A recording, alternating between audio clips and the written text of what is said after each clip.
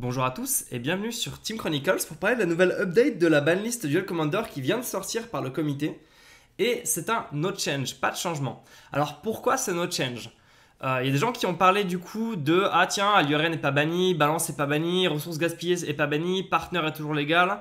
Et en fait, ce qui est assez intéressant et ce qu'ils disent en fait, c'est que aucune de ces cartes, aucun de ces archétypes là a réellement surperformé en ce moment.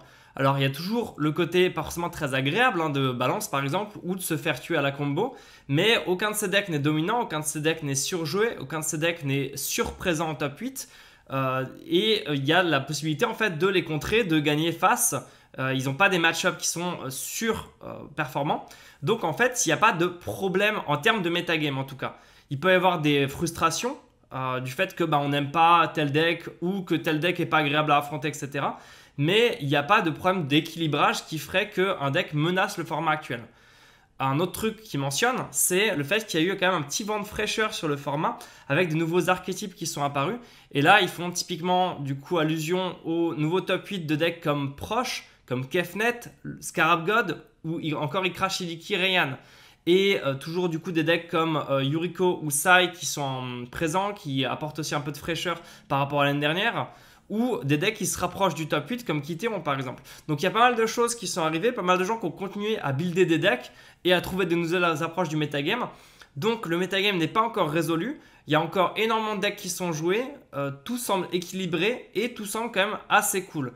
Un autre truc aussi qui est assez sympa, c'est qu'il y a un vent de fraîcheur qui va arriver cet été avec Modern Horizons en juin et Commander 2020 en juillet.